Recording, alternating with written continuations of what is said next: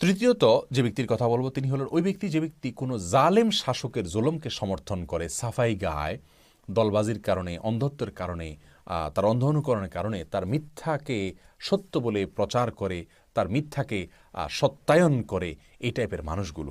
এদের সম্পর্কে ইবনে হিব্বানে বর্ণিত হাদিসে আসছেন, নবী আলাইহিস সালাম বলেছেন, ইন্নাহু ইয়াকুনু বাদি উমারা, নিশ্চয় আমার পরে কিছু শাসক আসবে যারা মিথ্যা কথা বলবে, জুলুম করবে। ফামান দাখালা আলাইহিম ফাসাদ্দাকাহুম বিকিজবিহিম, এদের মধ্যে কিছু লোক আসবে যারা তাদের এই সমস্ত শাসকদের মোসাহিবি করবে, এদের তেলায়ন করবে, ওয়েলিং করবে, এদের সাফাই গেয়ে বেড়াবে এবং তাদের মিথ্যা কথাকে সত্যায়ন করবে, বিশ্বাস করানোর চেষ্টা করবে জনগণকে, সাধারণ মানুষকে এবং প্রজাদেরকে।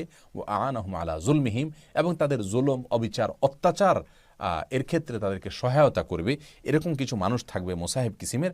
ফালাইসা মিন্নি ওয়ালাস্তু মিনহু ওয়ালাইসা বেওয়ারিদিন আলাইয়াল হাউজ, তো এই শ্রেণীর মানুষেরা আমার উম্মত নয়, আমি তাদের কেউ নই, তাদেরকে আমি পরিচয় দিচ্ছি না, তাদেরকে আমি চিনি না, এবং তারা কিয়ামতের ময়দানে আমার হাউজে কাউসারের পানি পান করতে আসতে পারবে না।